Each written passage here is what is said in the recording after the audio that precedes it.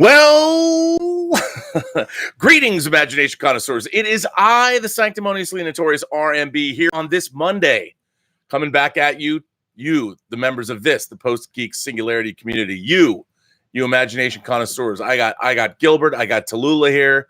They're peeking around. I already gave them cookies, so I won't give them cookies online, but they're here with you in spirit because they too, canines, are welcome members of the Post-Geek Singularity community.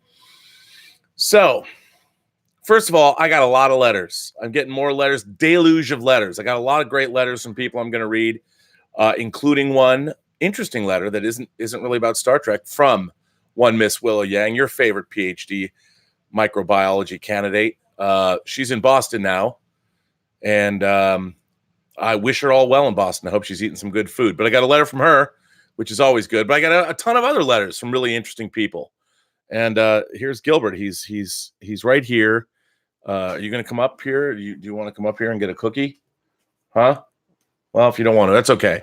He doesn't want it. It's really hot here in LA. It became summer in a day. Yesterday it was in the 90s. Today it's in the 90s. It was 53 degrees years ago or weeks ago. Anyway, I wanted to follow up my chat the other day about Kathleen Kennedy. I don't think I've received, first of all, I got a lot of downvotes for that. A lot of downvotes for Kathleen Kennedy. People even said that I was going to ruin my channel with talking about Kathleen Kennedy, who has been a hero and an inspiration to me since the early 80s. Since perhaps her first producing credit, E.T., was probably the first time I became aware of Kathleen Kennedy, before she was married to Frank Marshall even. And I found it interesting that people were calling me a shill. There are all kinds of things, just what you'd expect people to call me. Talking about Kathleen Kennedy, one of the most successful movie producers in the world. And of course, is on everybody's radar now because of Star Wars and because of the fact that she was handpicked by George Lucas to head up Lucasfilm. So before I get into this, I just want to point out, just to go over her credits like I did the first time. So if you're bored, you're bored. But I just would like to point out for anybody who's new here, let me just lay on you just a few parts, a few credits from her 97, wait, is it 97 today? 97 credits on the IMDb. The first producing credit she has is, of course, that little movie, E.T. the Extraterrestrial, which was at the time the most successful movie of all time until Titanic. Then she was an associate producer on Poltergeist. She was an associate producer on Indiana Jones and the Temple of Doom. She executive produced Gremlins, The Goonies, Back to the Future, Young Sherlock Holmes. She produced The Color Purple, The Money Pit. She was an executive producer of American Tail. She produced Empire of the Sun. She was an executive producer of Batteries Not Included. She executive produced Who Framed Roger Rabbit. She was a co-executive producer of The Land Before Time. She was an executive producer of Back to the Future 2. She produced Always. She was an executive producer of Joe versus the Volcano, a movie that I actually worked on. That was back in, of course, 1990. She executive produced Back to the Future 3. She was an executive producer of Gremlins 2. She produced Arachnophobia. She executive produced Cape Fear for Martin Scorsese. She was a producer of Hook. She produced John Campion's favorite movie, Noises Off. Actually, she was an executive producer. She produced Alive. She produced, get this, Jurassic Park. She was an executive producer of Schindler's List. She executive produced The Flintstones. She produced The Bridges of Madison County. The Alien in the Cupboard, amazing. She produced Twister. She produced The Lost World. She executive produced The Lost World, Jurassic Park. She produced The Sixth Sense. She produced Snow Falling on Cedars. She produced AI, Jurassic Park 3. She was executive. She produced Seabiscuit. She produced War of the Worlds. She produced Munich. She produced The Diving Bell and the Butterfly. I think Julian Schnabel directed that. She associate produced Persepolis. She was executive producer of the English version of Ponyo. She produced for David Fincher The Curious Case of Benjamin Button. Anyway, you catch my drift. I think that Kathleen Kennedy is sort of beyond reproach when it comes to her producing credits. Now, this begs the question, and people have asked me, what does a producer do? What do they even do? Like when you watch a movie, you see different kinds of producing credits. There's the associate producer. There's a line producer. There's a co-producer. There's an executive producer. There is a producer. And sometimes you see that one movie will have many different kinds of producers. I myself have been a producer on some movies. If you look at the Agent Cody Banks films, I am the single card credited in the main titles of both Agent Cody Banks movies. The end titles happen at the end of Agent Cody Banks.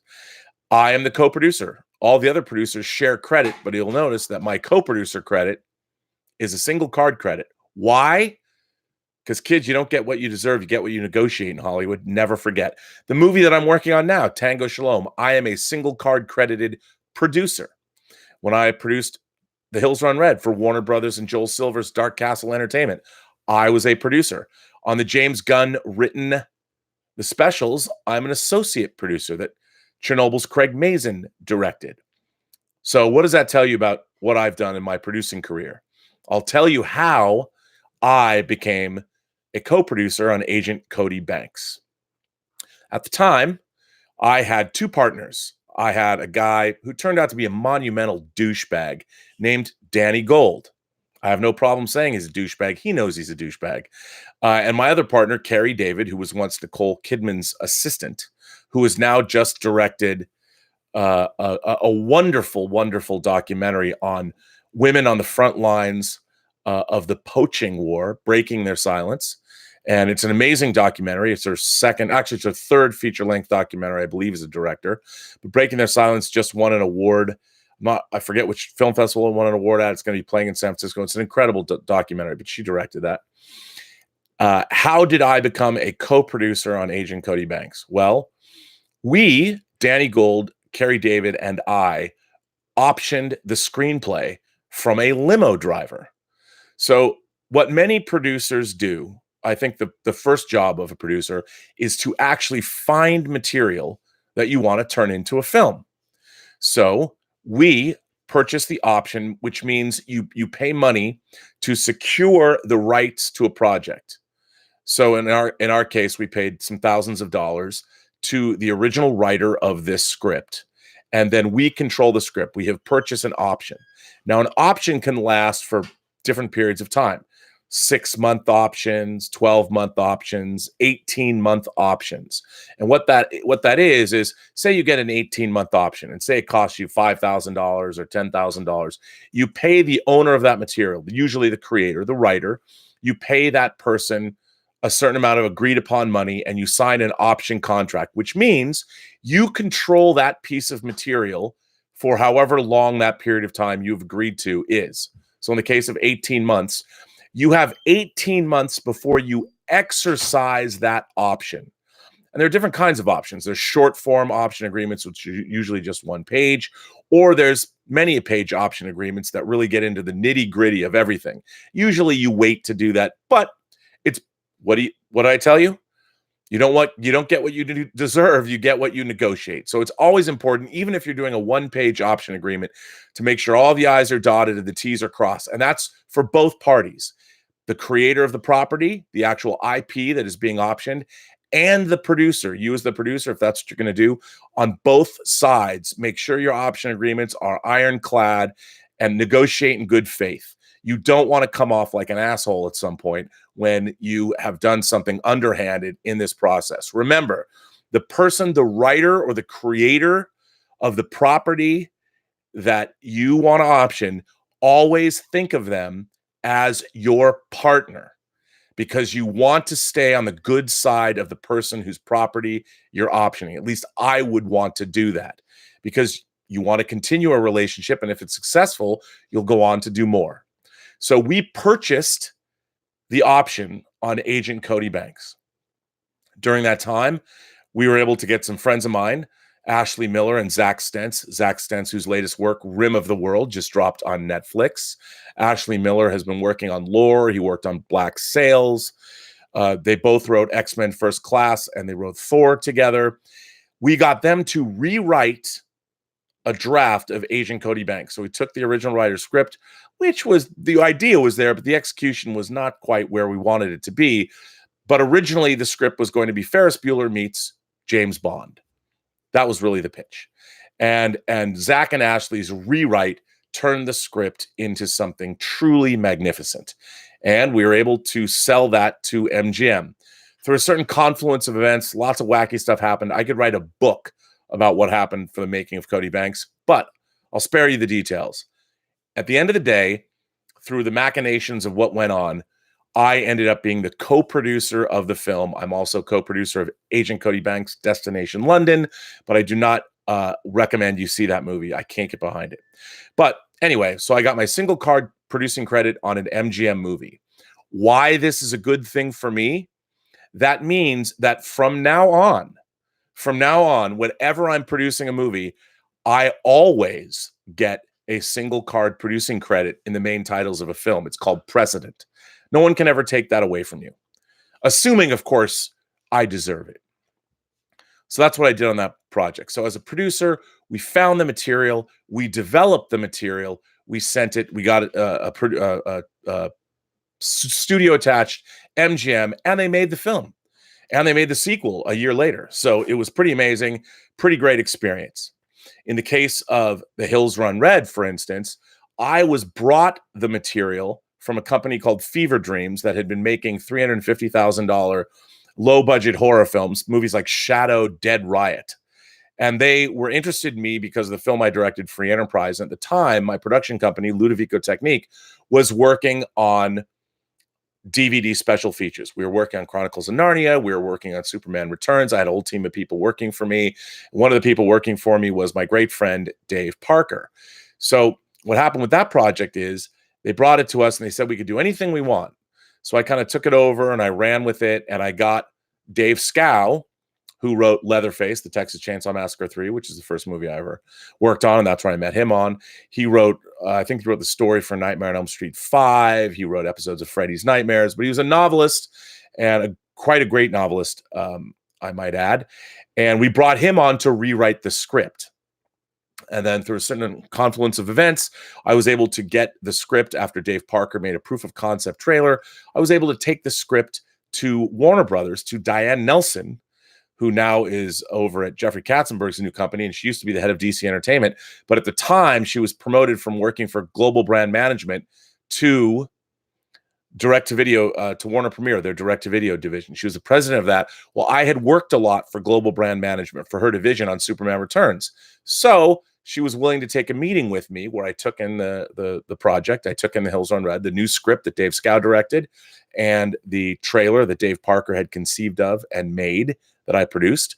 We presented those things to her, and suddenly we had a greenlit movie. And Joel Silver from Die Hard and Lethal Weapon fame, Predator fame, was our executive producer, and we made it through Warner Premiere and Dark Castle. I stayed on that movie. I didn't have to negotiate my position. So I found that property, developed that property. I took it to a studio who we got them to sign off. They greenlit the movie, and I was able to go to Bulgaria and produce The Hills Run Red 10 years ago, along with my good buddy Dave Parker, who was going to direct and who did direct. So normally a producer, the idea of what a movie producer is you find your material, you nurture that material, you do everything you can, and you get all of the people attached. You find a director, you find a studio, and then you get to make the film. And what I would call a real producer, stays on that project and carries it through, is on set every day, is at every production meeting. You actually facilitate making the film. Now, here's the thing. When you're on a movie set making a movie, the only person who really knows everything that's going on, or theoretically, is the director. A producer is not usually getting in the middle of, say, the director and the cinematographer who are setting up the shots and who are creating the proscenium of the frame that you are actually going to see. A producer is not doing that. A great producer, a real hands-on producer, not only finds the material, finds the money, puts everybody together to make the movie, is actually physically there, but a good producer has to make sure that the director, first of all, the director and everyone else has everything they need to facilitate the vision that the producer originally had for the movie. So if I read a book as a producer, I go option the book. I'm integral to getting the director hired, getting a screenwriter hired, doing all of those things. I know that I want to see this movie made, but I also know, a good producer knows, the people that he wants to hire to facilitate the vision of making sure that book gets made correctly. Usually producers. Now, do producers direct? Absolutely. Stanley Kubrick produced a lot of his own movies. But normally a great producer, you look at all the Jerry Bruckheimer, one of the great producers working in Hollywood today, Scott Rudin. You know, Jerry Bruckheimer was a guy that has worked his way up from the 70s, and he's a very hands-on producer. And so that's what producers do. They put the projects together, they find the material, they set they set everything in motion, and they make sure that all of the creative people that the producers have hired have what they need. Look, producing is very creative. You have to know how to make a dollar stretch as far as it goes. You have to know things about unions.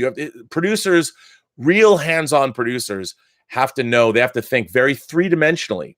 It's basically like, how do you complete this project? You're overseeing a project that hundreds of people are working on, and you as the producer are making sure that all of those people have what they need to complete their job on a project. And when you're on a movie set, the cinematographer and his team, they know what they're going to shoot. So that's what the camera crew is watching. The camera crew is not really concerned with, say, hair and makeup, other than the fact that they need people out of hair and makeup to get in front or to get on set to block and to be shot. But the cinematographer is not telling the hair and makeup people what to do. Sometimes maybe they might, because they might need more powder or something on the face of an actress or an actor. But for the most part, the grip and electrical department, those people that are moving lights, making sure that everything that needs power is powered. And on a movie set, this is a constantly shifting, people are moving. You're going from place to place all day long. Grip and electric are very, very important. These are people that are not only working with electricity, but they're hanging lights. They're moving things all over the place. The art department, you know, they don't know exactly, for instance, what direction the camera is going to be pointing, even though they need to know that a lot of the time, because when they're building sets. But usually the art department, when the sets are built, they're all ready to go before the camera crew gets in there. But then again, and they kind of have to know which direction. So they have to know how to direct, how to art direct. Are they going to, what needs props over here, the set dressing, those kinds of things.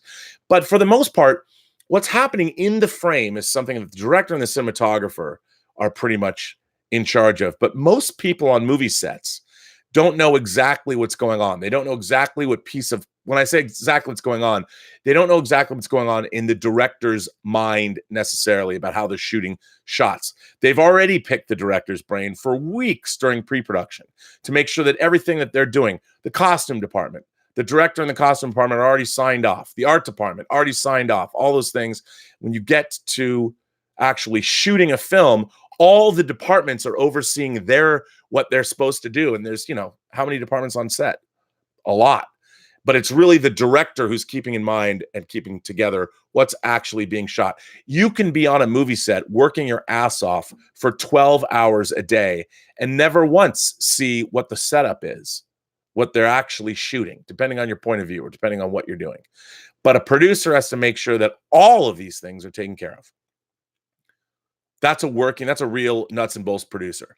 Now, what is the other producer that you need to have that's working alongside with that kind of a producer is what's called a line producer.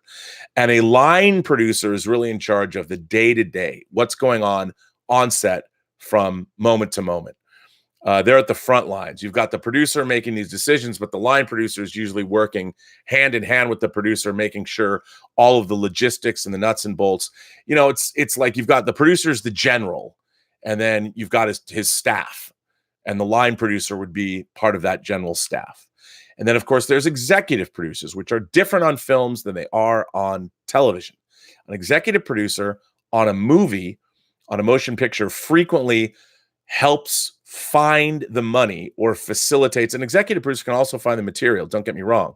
But an executive producer usually arranges for either the financing or figures out other companies that might. But usually the executive producers, for the most part, are in hands-off positions, because their job is finding not only financing, but perhaps co-production deals, arranging for that. They're usually not part of the day-to-day, but they are integral to setting the project up, usually. Now, as the producing staff goes down to co-producer and then goes down to associate producer, people who are associate producers are usually those people. There's two kinds. There's the vanity title, where somebody who might have facilitated money or this, that, and the other thing gets an associate producer title.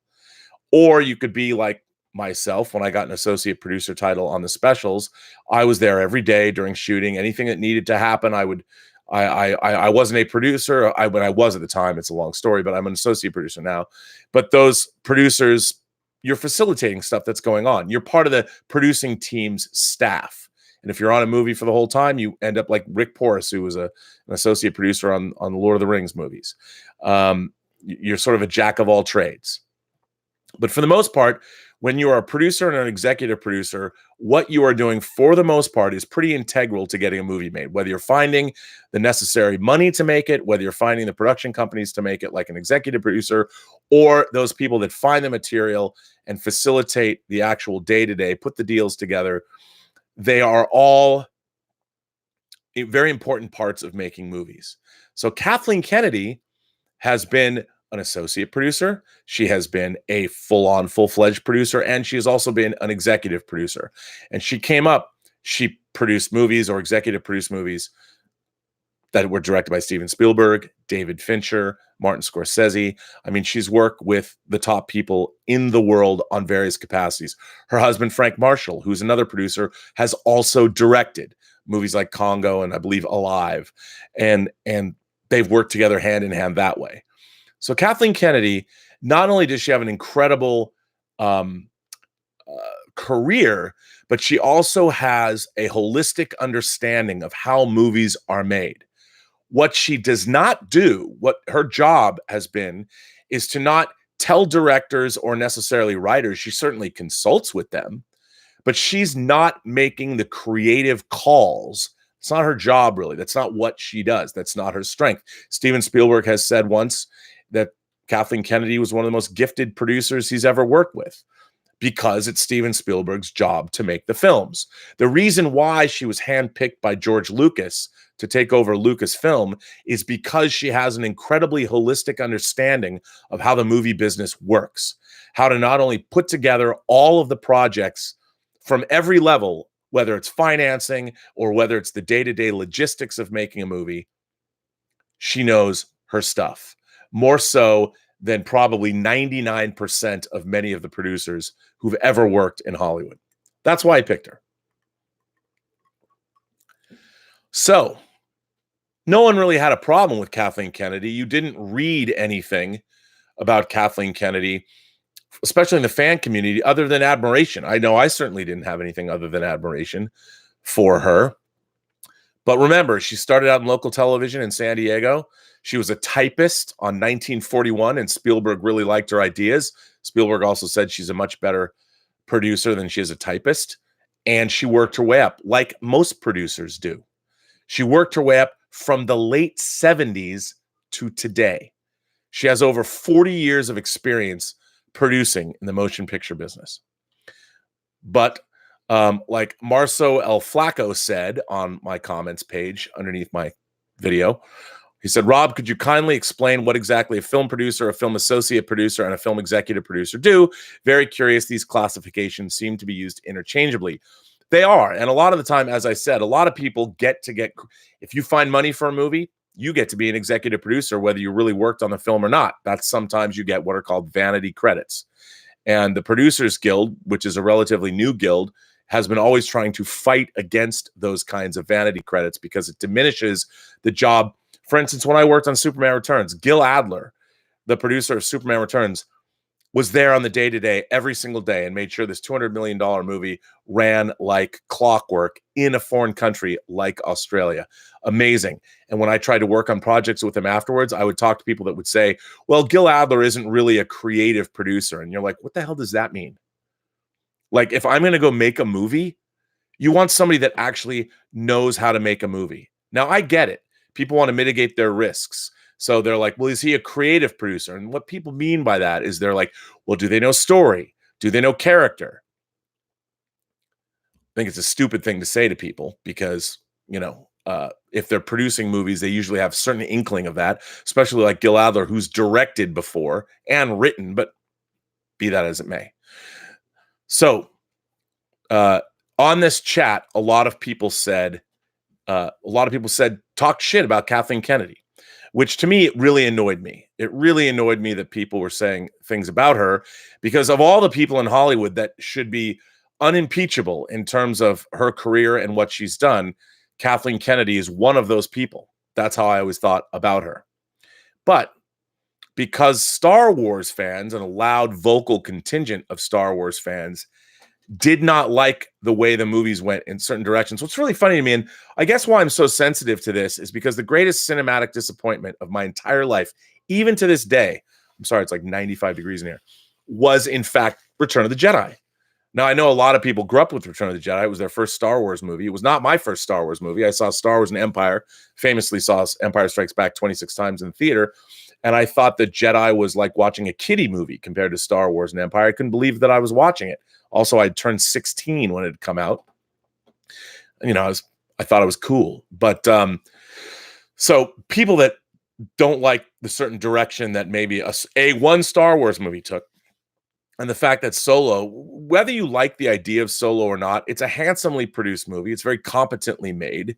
It's well done. It might not be the exact movie people wanted, and certainly it didn't do well at the box office. But let's remember, as far as Kathleen Kennedy goes, it ain't show friends, it's show business, although pretty much everybody in the industry is friends with Kathleen Kennedy. And she made, with 4 movies, almost $4.5 billion. So whatever anybody has to say about her as far as fans go, that's why you're a fan, and that's why she's running Lucasfilm, and she's not going anywhere anytime soon, no matter what anybody wants. And you know why? Because she's one of the best producers Hollywood has ever seen. Ever seen. So, but on my chats, people are like, literally people have said to me, she's trash. Think about that. A woman that produced Back to the Future and Jurassic Park and E.T., Seabiscuit, Curious Case of Benjamin Button, Cape Fear. A woman who produced all those movies is trash? I mean, this is to me, this is insanity. Why would people say this? Because, the Star Wars franchise, a franchise that has now made more money in its current incarnation than anywhere else. How could that be? I don't know. I mean, I do know, but anyway. Now, I want to start there. That's where I want to begin. I've got some letters to read. And these letters, first of all, let me get to, I was sent a super chat that has nothing to do with this, but I missed it. It's from Duroc Media, who sent me one yesterday. And I guess I had clicked off before I had seen this. And Duroc Media says, still to this day, I regret John Schnepp didn't get to see Endgame. How do you think Schnepp would have thought about the movie? Well, Duroc Media, I got to tell you, I think John Schnepp would have loved Endgame. He would have been blown away by Endgame. He would have been absolutely delighted. So I feel you, and I want to thank you for that. Next month will mark a year since John Schnepp passed, and I miss him every day. So Mark C. yesterday also said, Rob, I'll send you a link to Rebel Force Radio, which I know Mark C. actually did send me a link to Rebel Force Radio. And Mark C. has sent me a super chat, which a letter, which I'm going to read. Let's see. So Odai Alamani says he's in Norfolk International Airport and he's going to Jordan. Much love, says Odai. Well, Odai, first of all, safe travels. I've always wanted to go to Jordan. Are you going to go see some of the sites there? Do you have family there? Where in Jordan are you going to go? Always wanted to go. Mark C. says, producing one-off films and running a studio containing one of the most beloved franchises with a loyal fan base is a different job. Well, Mark, to quote Yoda, I have to say, no different. No different. Only different in your mind. It's not a different job. I mean, here's the thing. Movies are all made the same way. They're all made the same way. So, and the fact that Kathleen Kennedy has worked in so many different genres of film. It's not like Back to the Future, and Star Wars is unique in that it does have a fan base. But in terms of the movie production side of things, producing a Star Wars movie is really no different than producing a Jurassic Park movie. Sure, there's maybe more special effects, and now that J.J. Abrams is still shooting on film, it can be different. But it's not much different. And remember, Kathleen Kennedy's job now is to run Lucasfilm, and what Lucasfilm has been doing since 2012 when she took over, which was 6 years ago, right? Or 7 years ago, has been making Star Wars films, and she's been incredibly successful at it. Now we got The Mandalorian coming down the pike. We got Rise of Skywalker coming. We've got the Weiss and Benioff trilogies. I mean, here's the thing. There's a difference between whether anybody likes what a movie is, if you like the story or not, and whether it's been effectively produced. Even if you think that Solo is a total wash, she's got 3 movies behind her that made over $1 billion. One of those movies made $2 billion. $4 billion in 3 movies. Aside from the MCU, we have seldom seen that kind of success in Hollywood. And that was under Kathleen Kennedy's watch. Under no circumstances can you take that away from her. And the idea that it's interesting. Producing one-off films and running a studio containing one of the most beloved franchises with a loyal fan base is a different job. How is it different? And I mean no disrespect, but how can you say that? I mean, it's how is it a different job? Her job is to produce Star Wars movies and to produce Indiana Jones movies if they get around to it. But that's her job, and she's been doing a really good job of it. It ain't show friends, it ain't show fans, it's show business, and I like that. It ain't show fans, it's show business.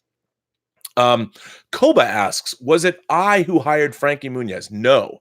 It was not I. Once again, after we'd taken this the material to the studio and the MGM took it over, we were not allowed to produce. We'd never had experience producing a $25 million movie before. So it was Dylan Sellers and it was Harold Zwart, who directed the film, who made those calls. And of course, the studio has to sign off on all that. James Ito says it's Japanese. That's what I thought. James Ito. I like the name James Ito. I like the name Ito. It's great. Mark C is also back again. And by the way, Mark, I very much appreciate your support of my channel. You're very generous and you've been a great supporter. And I very much appreciate you being here. And I love talking, and you always have good salient points to make. So Mark C also says, long before the fandom menace was a thing, Lucasfilm under Kennedy seemed to go out of their way to mock and belittle longtime fans. See, here's the thing. You can't worry about your fan base when you're trying to produce a movie. You've got to worry about making the best movie that you can. And I don't see that what are fans owed. If you're a fan of something, I mean, all filmmakers and all producers and the studio are trying to make the best movie they can make. They want the movie to have the widest possible appeal. They want people to love it. There's nobody who sets out to make a movie that's going to make anybody angry, especially a fan base. They want the fans to come and watch and love, and they're trying to do that. Now, a lot of the time, the people don't know what it is that makes the very thing they're trying to create to have a fan base in the first place. So it's rough. It's rough. And as a lifelong fan, but also as an industry professional, I know that the fans are. It's not that they're disrespected, but they can't be taken seriously in the sense when you're making a movie. If you started giving all the fans credence, or every fan has something different to say, and for instance, I've been a Star Wars fan since the movie came out in 1977. I saw it the Sunday after it was released on a Wednesday. I saw it that Sunday, and I liked a lot of Last Jedi. I certainly liked where they went with Luke. I thought that was really ballsy and interesting. Now, I've talked to people that hated that. Well, who's right? I've been watching Star Wars since it came out. And while am I totally happy with a lot of the choices they made in Last Jedi? Not necessarily. I don't think this new trilogy was very well thought out in the beginning. I don't know what story is being told. I've said quite often that I am not a big fan of The Force Awakens, but I'm not mad about it. You know, if I've watched many franchises that I've loved, giving me varying degrees of quality, whether it's Bond or Apes or whatever. So it's interesting. JB Bonifacio says, "You are all breathtaking. Have a good week, people." Well, I hope you're saying that about all of the imagination connoisseurs here at the Post-Geek Singularity community. Roberto Suarez says, "I don't understand all the Kennedy bashing. To me, Star Wars is like Bond films. You like some, you don't like some. That's just how it is." Yes, but you know what? There has been no fandom, certainly no film or television fandom, and I include my beloved Star Trek in this. There's been no Star Wars is not just an entertainment franchise. I honestly believe that for whatever reason, it certainly happened to me when I was a kid, Star Wars has colonized people's souls. And there's so much in Star Wars that we, especially we as Americans, have grown up and we connect to. And I think that there is a deeper connection that people have to Star Wars than any other entertainment franchise. Star Trek, as much as I love it, I'm still distanced from it.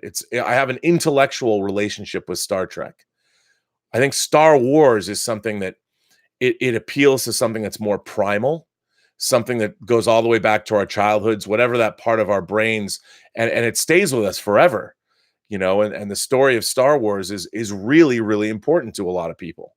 And I think it's different than anything else. And so when say our heroes like Luke Skywalker or Han Solo are dispatched or something happens, the story of Luke Skywalker in Last Jedi got a lot more complex and a lot more a lot more realistic than I think people would want.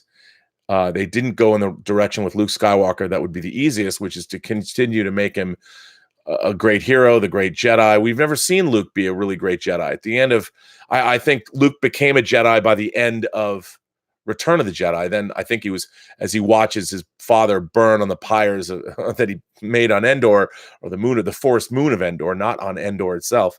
Or is the forest moon of Endor not a moon really of the planet Endor? I don't know. I'm still not too up on that. But, you know, that was when Luke had finally truly become a Jedi. So we've actually never seen Luke Skywalker as a full-fledged Jedi until The Last Jedi.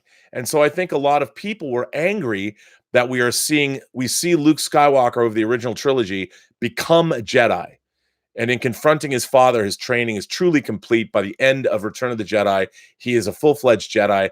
And we've never been able to see Luke as a full-fledged Jedi kick some ass. And if you've read the original, well, all of the extended universe, we saw what happened with Luke and people like Mara Jade and the Solo kids and all. We already experienced that if you were a fan, and then they're retelling those stories, and they're maybe not as effective or as good as they were when we experienced them in the 90s post-Thrawn trilogy when the EU really kicked in. But that's just me. Anyway, I got letters. I got some really good letters I want to read.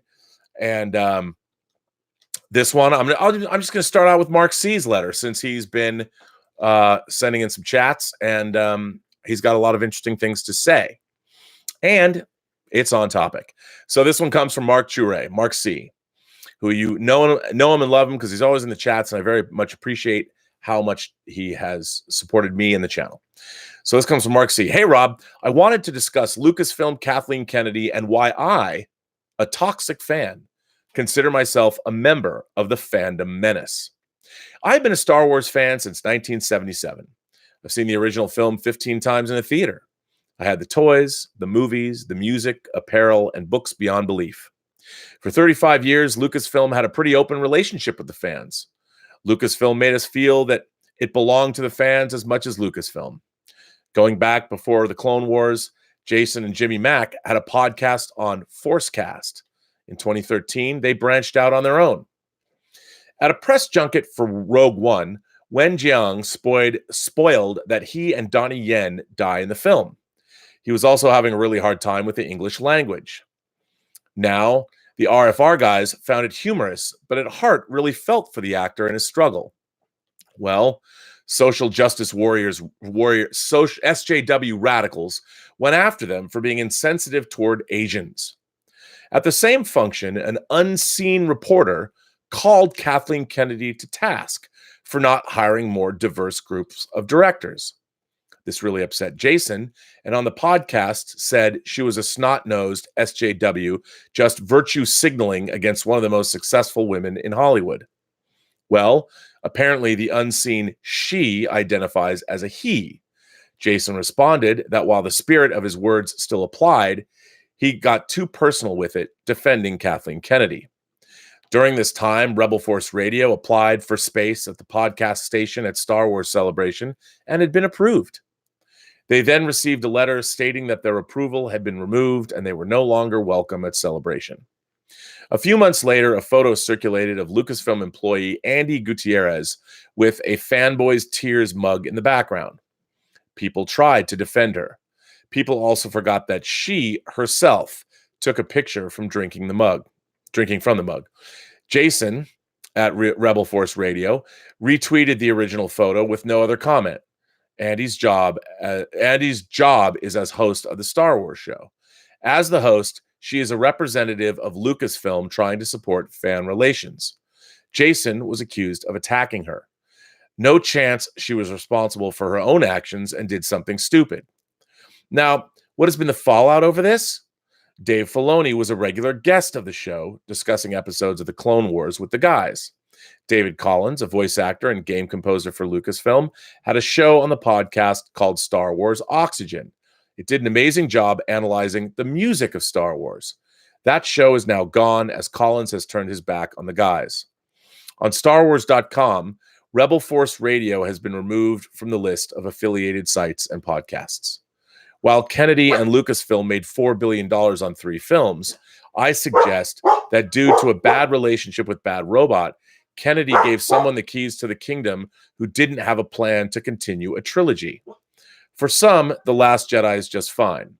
For me, it broke the thing I've loved for 40 years. Broken. Sure, Kathleen Kennedy has produced amazing films, but on this one film broke my favorite hero. What has been the fallout? Fans who disliked The Last Jedi even before the fandom menaced were called toxic. Solo lost $50 million. Some say 80 to 100 million. The biggest merchandise bonanza in cinema has taken a huge hit. Some shareholders of Toys R Us blame the fall off on Star Wars merch for the shutdown of their stores, as they were left with millions of dollars worth of toys, games, and other merchandise. Attendance for the Star Wars Celebration Chicago was around 30,000. The Orlando attendance was around 70,000. I don't talk to Lucasfilm employees on Twitter. I didn't see Solo. Why, in my eyes, they broke my toys? I've thrown them away and moved on after 40 years. Enjoy yourselves on December 1st. I won't be there. That's why Kathleen Kennedy, why I respect her past, is no longer who I want to see running the studio. Honestly, I'm not really an angry fan, just apathetic. I simply don't care anymore. Mark C. Well, see, here's the thing. While I think all of these are good points, here's what I would say. Once George Lucas sold Star Wars to Disney, there's a shift in basically Lucas directed 4 of the original 6 Star Wars movies. Certainly the prequel trilogy was all his.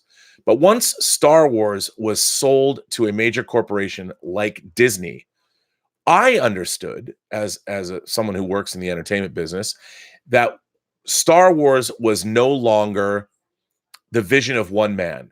It was now a commodity. It was sold to a multinational corporation, a publicly shared corporation, and what they were going to do was continue Star Wars in grand fashion and make it for the masses, continue to make Star Wars movies, but it was no longer going to be the vision of one man. And it was now Disney's, they had to figure out, who are we going to get to make Star Wars?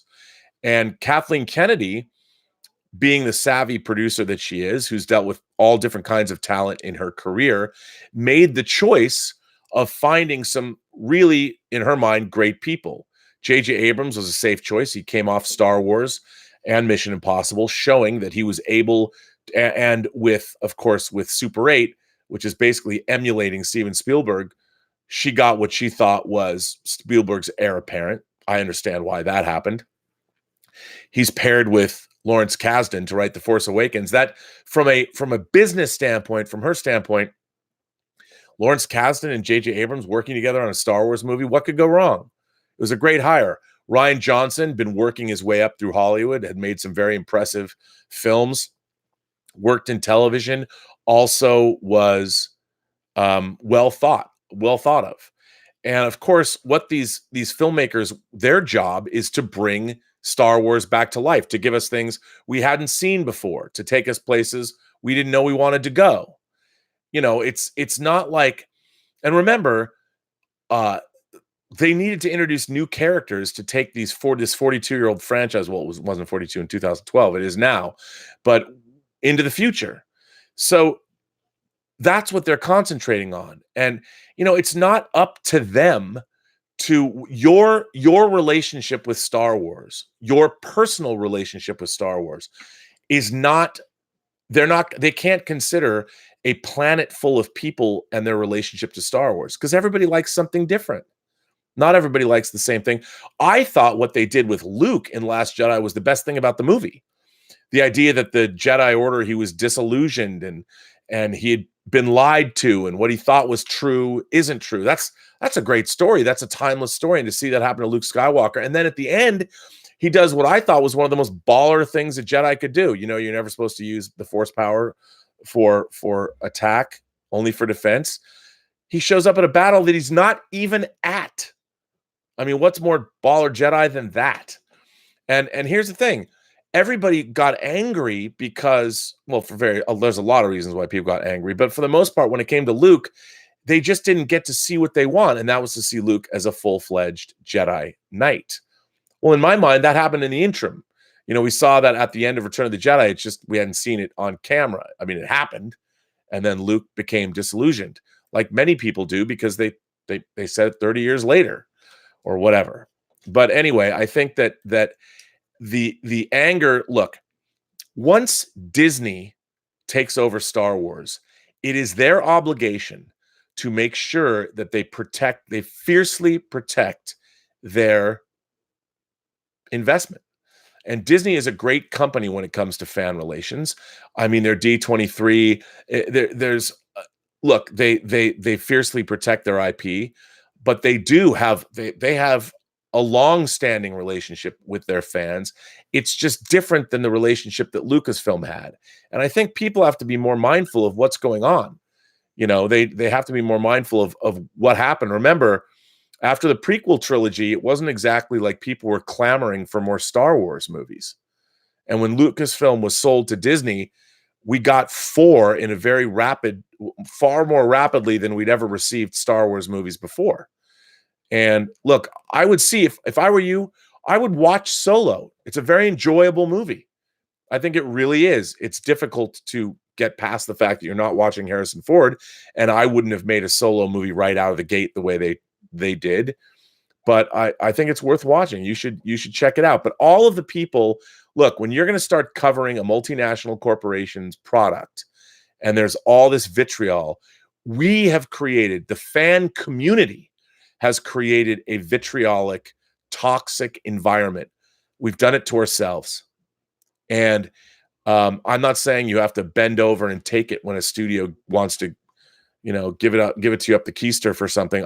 You don't have to do that, but you do have to be mindful of the fact that we're talking huge money, and a corporation has to protect itself, and it has to protect its product.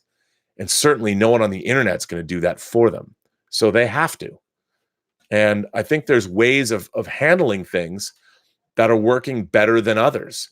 And I think that we need to sort of pull back and understand that we are fans, and they don't have to give us, I mean, they do now because they spend so much money, but the fact that we're getting things at all is important.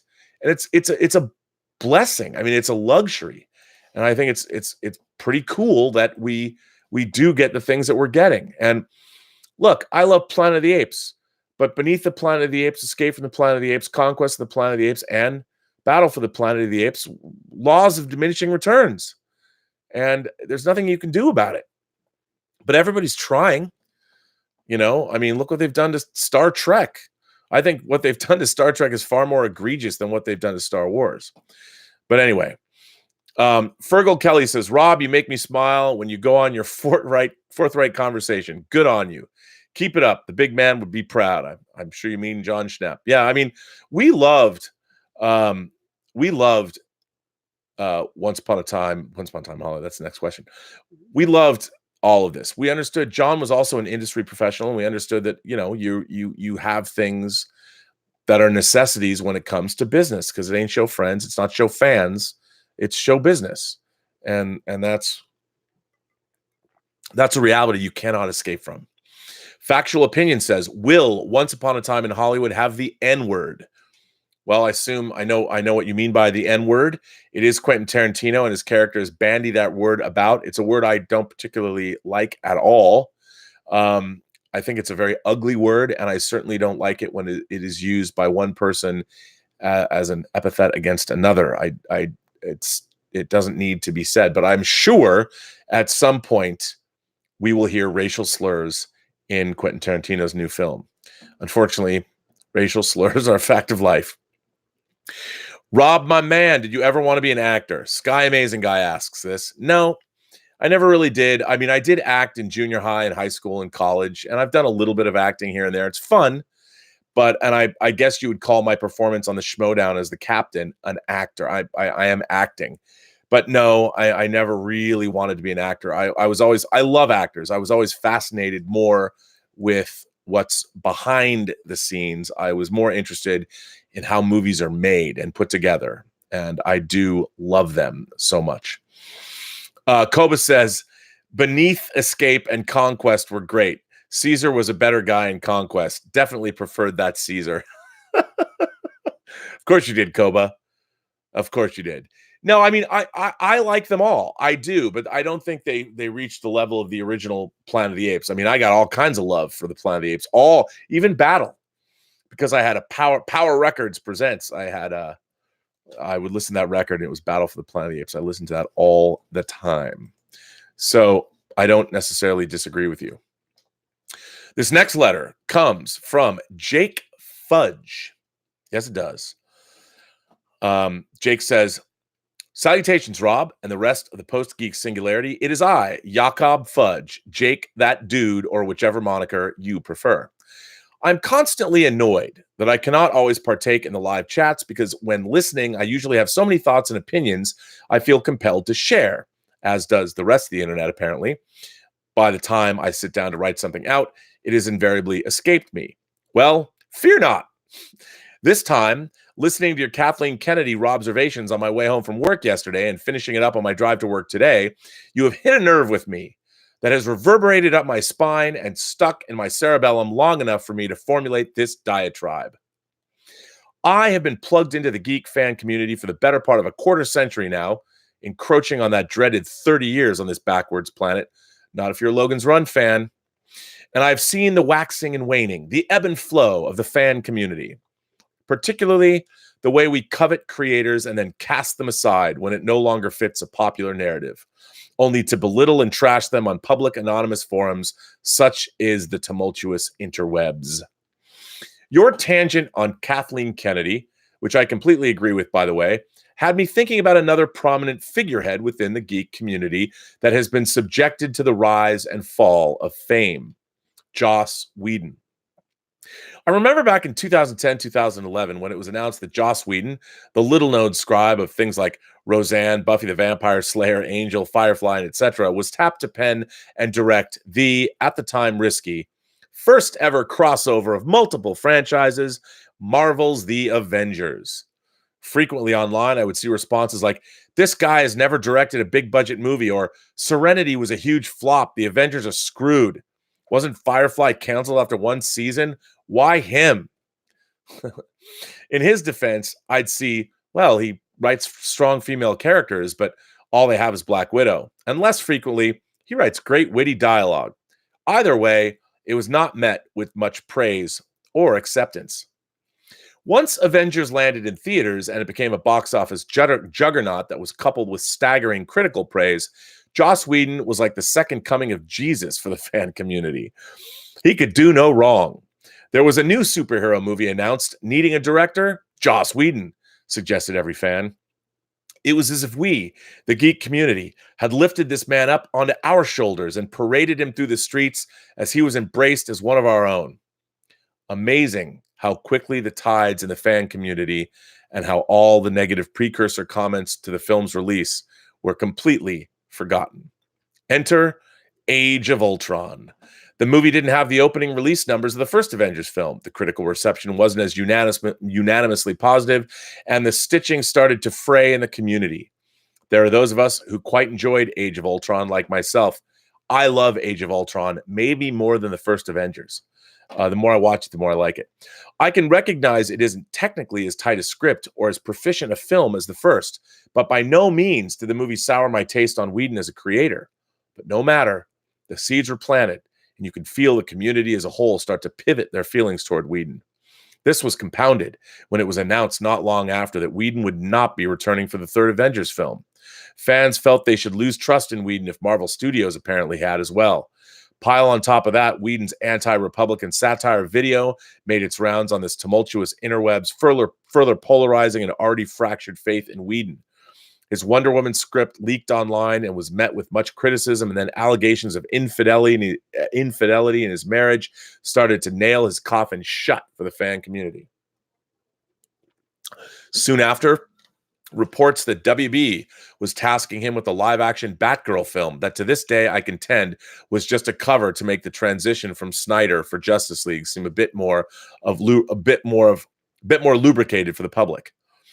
Was the next hot topic for the 24-hour news cycle.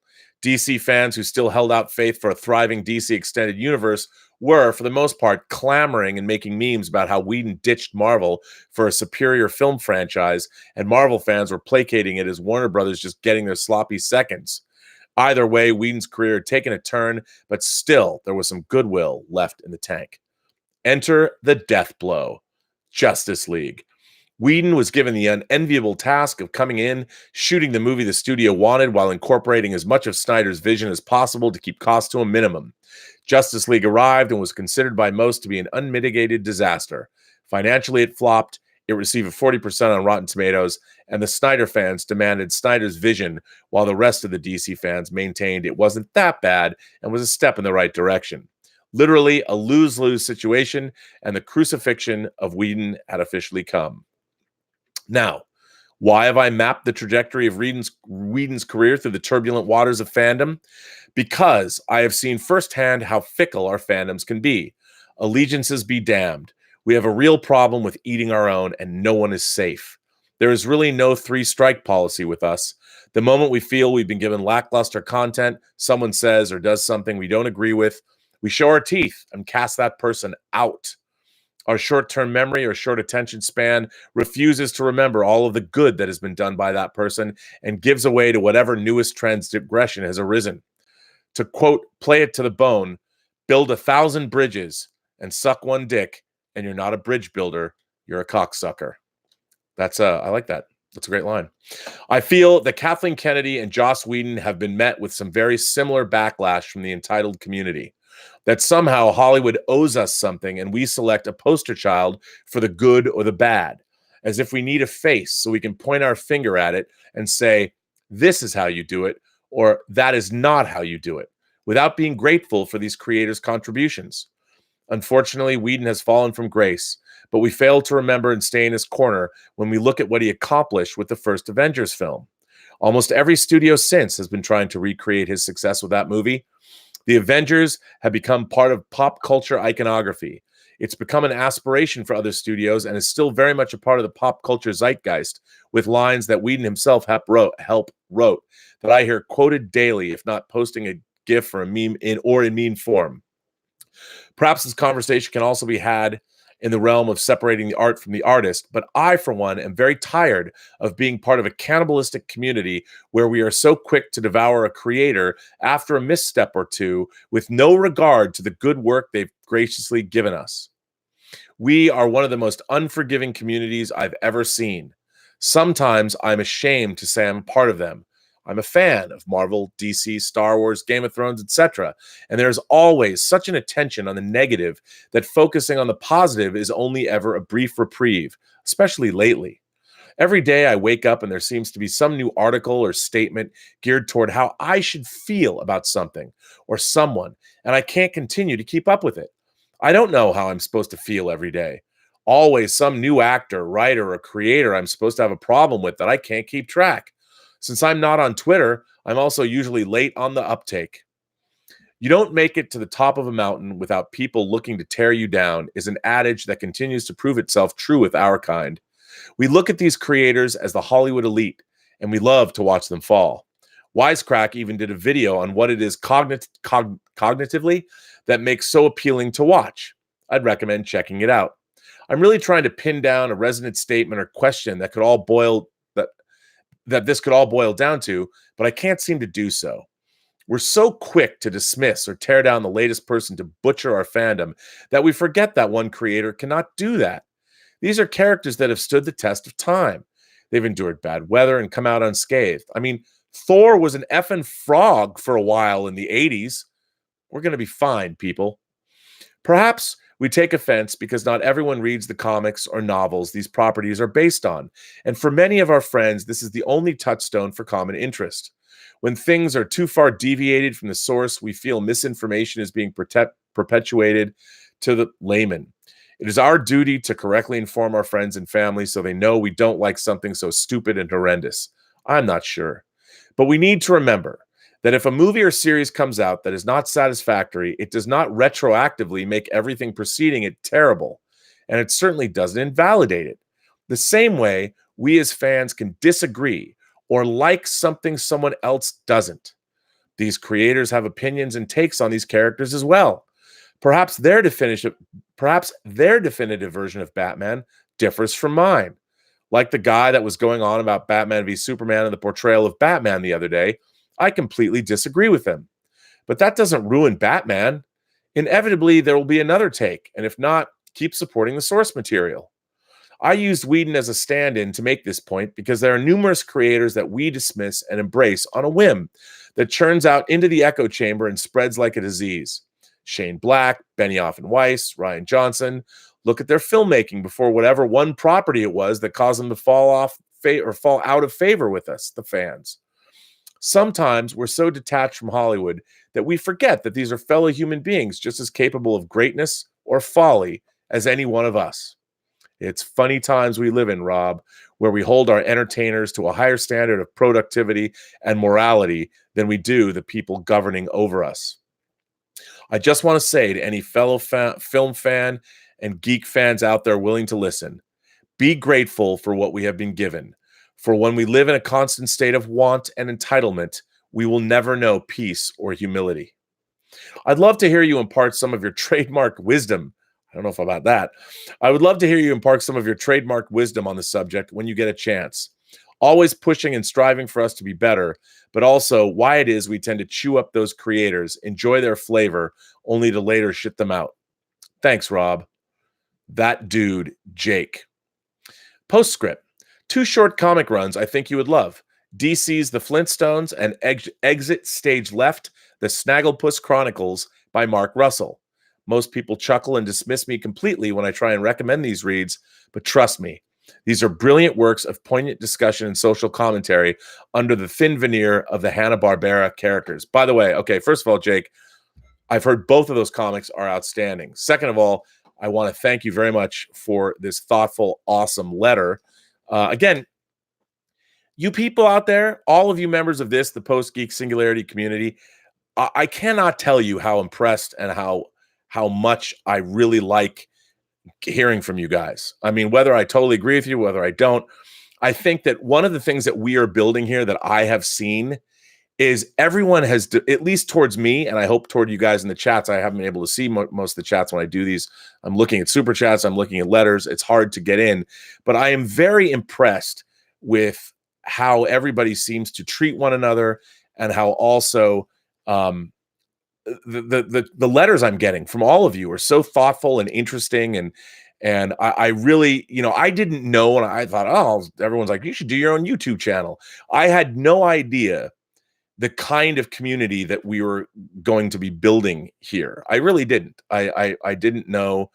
And I think it's just great. And I want to thank all of you for being here and continuing to participate. And on that note, I'm going to say, remember, this chat is brought to you by Lucky Tiger Men's Grooming Products. For those men who want to look good and feel great, you can go to their website at getluckytiger.com and order their great, what do I have to say? How many times do I have to tell you? I love their facial scrub and their all over body wash. It's great. And if you buy anything there and you punch in PGS at the time of checkout, you get 20% off your order. Also, if you don't want to go there, if you go to clubluckytiger.com, they're running a sweepstakes for I think another 2 weeks to win some fun stuff, and it's pretty great. Now that's at a different website. That's at getluckytiger.com. Pardon me, that's at clubluckytiger.com. Getluckytiger.com is where you go to buy their stuff. Clubluckytiger.com, you can join their sweepstakes and win free stuff. And it's pretty cool. And a lot of people are doing that. So go over to clubluckytiger.com and enter the sweepstakes because it's awesome. And I'm a big fan of Lucky Tiger. So there you go. But no, I'm not done yet. Wow, there's more. Aaron H is here. Aaron H says, loved the female team up scene in Endgame, but all 3 times I saw the film, I was thinking, why is Mantis running into battle with them? What the hell is she going to do in a fight? Make soldiers sleepy?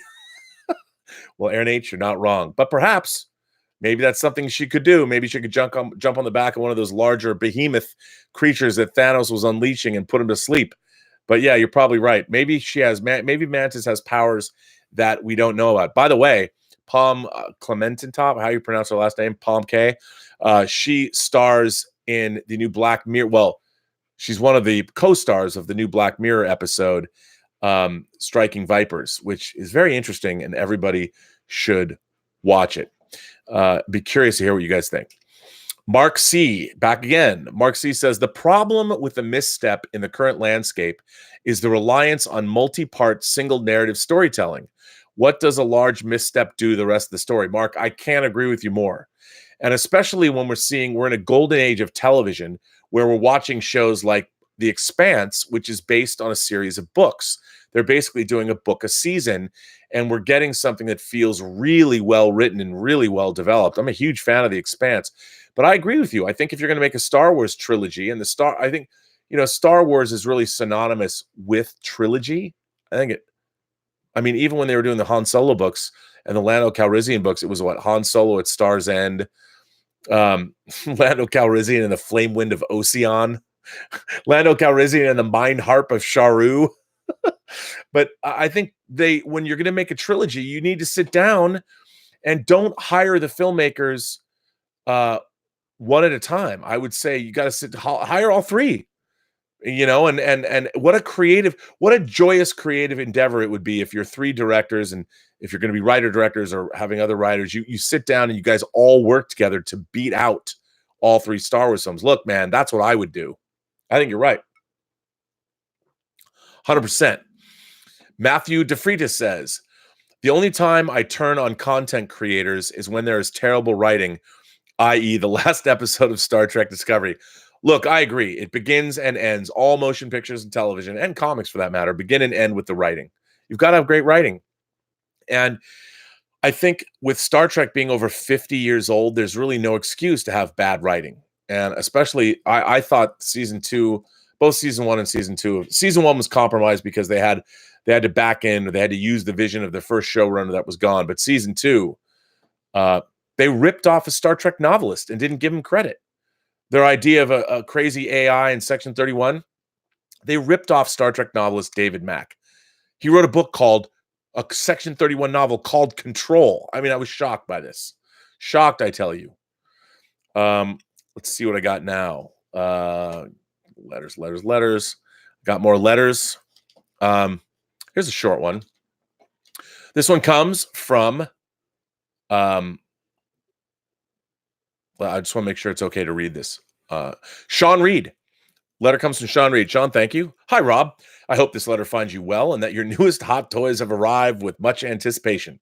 I'm writing today because I wanted to discuss a show that might stray outside of our normal topics of discussion, Designated Survivor. Oh no, sir. I have some thoughts about this show. For those who are unfamiliar with the show, Kiefer Sutherland plays Tom Kirkman, the Secretary of Housing and Urban Development. And in the pilot episode, he is the member of the cabinet designated to stay in a secure location during the State of the Union event. And then there was an attack to occur. They call this maintaining the continuity of government or something to that effect. Truthfully, the show sounds more like a government war games drama than something you would put on primetime TV, but I digress. The pilot episode during the State of the Union, the worst case scenario occurs and the U.S. Capitol is destroyed. Everyone in the line of succession, along with Congress, the Supreme Court, and every part of our government is gone. So there is Tom Kirkman, once Secretary of HUD, is now President of the United States. And so my thought experiment begins. In an age where we have partisan politics, everything being a zero-sum game, and an event like this were to happen, would we come together or descend further into chaos? With the current administration, we seem to have no real leaders. Nobody who can have that moment like Bush had on the rubble during 9/11. Just a bunch of grifters looking to make a buck off the backs of people like us. I feel a show like Designated Survivor should serve as a warning to us all. Because if the unthinkable were ever to occur and Ben Carson, who is the Secretary of HUD now, were to become president, our enemies would just sit back and pick up the scraps like vultures. I'm sorry for this letter going long. I hope it didn't take too much of your time. Have a good day and God bless. Sincerely, Sean. Well, Sean, first of all, I want to say, love this letter. I'm a huge Tom Clancy fan, love Jack Ryan, and I've read the books. And one of my favorite Jack Ryan books is Executive Orders. And at the end of the previous book, in Debt of Honor, Japanese terrorists, after a second Japanese war, it's a long story, but if you want to read Debt of Honor, you'll find out, fly an airliner, this is pre-9/11, fly an airliner into the Capitol. Same thing happens as in Designated Survivor, and Jack Ryan becomes the de facto president of the United States. And Executive Orders is all about what happens after that. Our enemies take advantage. It's great. The Ebola outbreak, they do all kinds of nasty things. It's a lot of fun. So when I saw Designated Survivor, I'm like, oh, someone's ripping off Tom Clancy, but that's okay. I thought the first 10 episodes till they went on their break, the first 10 episodes of Designated Survivor were 10 of the most fun. It was like the best, I called them the best airport read ever. So when you're going through an airport, you're flying from New York to LA or something, and you want to find a book, right? And you find a great airport read, a total page turner. Doesn't necessarily have to be good, like the Da Vinci Code, total airport read. I read that book in like 2 sittings. I once heard it described as the greatest book you'll hate, or the worst book you'll love. That's what it was. It was the worst book you'll love, Da Vinci Code. Designated Survivor for the first 10 episodes was like that. I loved it. I was riveted. The mystery, who did what. There was an incredible shakeup in that show. It went away for a long period of time in its first season. When it came back, it was a shadow of its former self, and it's never been nearly as good. But for a time being, Designated Survivor was great. Your question, though, I like to stay away from politics, although I'm a big fan. I watched Andrew Yang on the Dave Rubin Show for 2 hours yesterday. And if you listen to him, he's a very, very smart man, and he's got some very interesting, I don't think he'll ever win, but he's got some very interesting policies, and I certainly hope he's allowed on the stage at the Democratic debates. But would our country come together? You know what? I don't think there's anything Americans do better than come together after a tragedy. So I do think that somebody would step up, even if it were Ben Carson. I think America would step up, because ultimately, it's kind of like when here's how I personally see America. Like, let's say you're like in the movie Witness, right? You're going to raise a barn.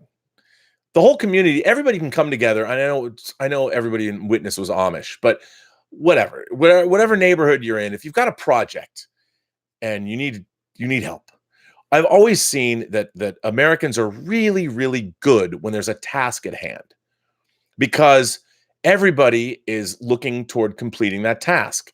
So whatever personal difficulties or disagreements people might have, those are all swept away when there's a task at hand, because unless people disagree. But if you have to build a house or raise a barn, like Witness, or you have a task that has a goal and it requires a certain methodology to achieve that goal, like building a house is like, how are we going to build a house? Well, here's what we do. I think Americans are really good at that. And after chaos reigns and after things happen, I think Americans are very good coming together and moving forward. I think now, however, we don't know what we're supposed to be doing. I think America as a whole, it's not that we've lost our way. We don't know what we're doing. It's like all of us are waiting in this giant, endless parking lot for them to open the gates at the stadium where we're going to go see our favorite rock band. But nobody knows when they're going to open the gates. We all know that we want to see the band. We all know that we are going to go into that stadium and eventually see a band play, but we're stuck in this parking lot, milling about, talking, drinking beer, maybe playing old tapes of the band that we're going to see, even though that's a huge pet peeve of mine. I mean, when I go see a band, I put a moratorium on their music for like the first, a week before I see a band, because I want to see them fresh. But that's kind of how I feel about it. And we're like, our country is just stuck in a giant parking lot waiting for what we're supposed to be doing to be told to us, or waiting for the gates to open so we know where we're going. And I think that one of the things I liked about Andrew Yang, listening to him, very smart, very highly educated man, incredible education, but he has something to actually that he wants to do, something to implement. And all of his policies seem to be based on economics, and very sound economics. And he's the only person that I'm hearing talking about how he makes a really good point.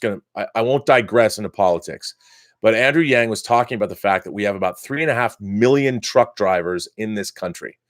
They're the backbone of many industries. Well, we are 5 or 10 years away from those jobs going away, because as Tesla technology and self-driving car technology is coming down the pike, we have 3.5 million people whose jobs are going to be replaced. What are they going to do? How are we going to handle that situation? Well, Andrew Yang is thinking about all of this, but he's thinking about it on many different levels. And I thought that was really interesting. He's the only person that's really, in my mind, thinking about the future. And this is only because I watched him, seen him before. I was impressed with what he said, but Dave Rubin, which was not that's a lie. I watched Dave Rubin's long form conversations with people, depending on who they are. And his conversation with Andrew Yang was really interesting. And even if you don't want to vote for Andrew Yang, listen to his policies. It's fascinating stuff. I think he has a lot of interesting things to say. But designated survivor bummed me out. But I do think that if something like that actually happened in this country, I do think Americans would come together, because, look, all of our arguing and bitching and moaning is happening because we don't have a definite, and even all of this identity politics and everybody getting mad at everybody else, it's because we're not doing anything. We don't have a collective dream. One of the interesting things about the space program that celebrates the 50th anniversary of the moon landing, we're just over a month away from the 50th anniversary of the moon landing. What was so amazing about going to the moon, the space program, was how all these different industries and all these different disparate people came together as Americans to focus on that goal. It was amazing what we did. Why did we do it? Just like Kennedy said, we do this. We choose to go to the moon in this decade, not because it is easy, but because it is hard. We don't have anything like that we're doing anymore. America needs goals. We're goal-oriented people, and I think that we need those kinds of goals. You know why I love movies so much? I love making movies because you have a goal in front of you. It's very interdisciplinary. You need people from all walks of life, literally, with all different kinds of talents and knowledge and understanding. When you're making a movie, all of these people come together and you're trying to finish the film. It's incredibly gratifying to work on movies from that perspective. And I very much enjoy movies and working on movies for that reason, because of the goal-oriented nature of the projects. And I think that's always a good thing. Always a good thing. Let's see. Suthius, wow, thank you for this chat. Thank you for the support of the channel, sir. Suthius says, hey, Mr. B, thoughts on watches? I love them, and my collection is ever growing. It makes me sad that I don't see many people wear them nowadays. Smart watches are lame, in my opinion. You already have a smart device in your pocket. Well, Suthius, I couldn't agree with you more. I haven't worn a watch in a really long time, but I think, first of all, watches are amazing. And if you love Douglas Adams, even he said that digital watches are a pretty neat idea. I love watches. As a piece of technology, ever since I was a little kid, watches have fascinated me, especially watch works. Watching guys open up watches. One of the things I loved about Watchmen is how timepieces were so figured. They had such a big part of the story. I think you answered your own question though. People don't wear watches anymore because our phones tell the time. We don't have any need for them, but watches is a thing. I love them as a fashion accessory, but I also love them because they're these incredibly intricate machines that are beautifully made and they tell time. There's something, in a way, wearing a watch now has become almost whimsical. And I love whimsy.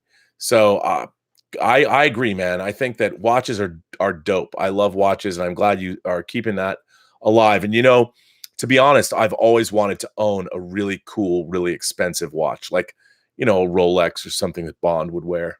I'd be into that. I used to have a Russian military watch that I really liked, that I took very good care of, and I would wind it. I loved it. Loved that Russian military watch. Evan Newman is here. Evan Newman says, Rob, for budding writers in the Post-Geek Singularity community, is it even worth it to reach out to publishers with your story, or do you recommend self-publishing? Well, Evan, I think both. Look, I'm not going to lie. I've only ever published one thing in a book. I used to write for a magazine. I was asked to do it, but it's a tough road. My brother's a writer. I know a lot of people that are writers. Bill Hunt from the Digital Bits just wrote a book, his first book. He's been going through that process. It's tough, but we live in a world now where self-publishing. Andy Weir, who wrote The Martian, self-published that. I think chapter by chapter, and it led somewhere. So we do have the technology where we can get it out there. It's hard to get eyes on it. You got to promote the heck out of it. But I think you should do both. Do both. Why not? Yeah. So I think you should do that. What's great is that you're writing and that you're making something new. You're creating something of your own. That's fantastic. Stubble McShave says, I read I Am Not a Serial Killer by Dan Wells at the airport. I hope people didn't think it was a self-help book. I don't know. I don't know. Maybe they did, maybe they didn't. But you know what? I would know that if I was on a flight next to you and you were reading that book, we would have spirited conversation if you were open to it. So, yeah, this is another great letter. Here's another letter from Emil Johansson.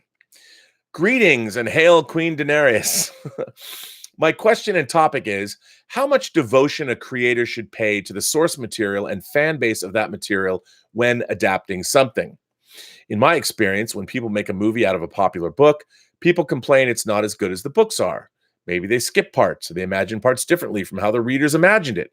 But at the same time, if people would try and adapt a book page by page, Return of the King would probably never have won those Oscars. Yeah, but we might have seen Tom Bombadil, am I right?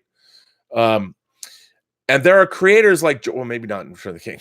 And there are creators like George Lucas and J.K. Rowling that have expanded on their own mythos, but without getting the support of fans of those properties. When Detective Pikachu came out, I was surprised as to how many people said there were inside jokes flying over their heads. It seemed like the makers of that movie had somehow made a really good movie, but at the same time paid a lot of homage to the source material. They didn't really change things to please the general not knowing audience. They actually aimed it at the fans of Pokemon, but they still made something that people in general thought was a pretty decent film. I think that's the real trick, by the way.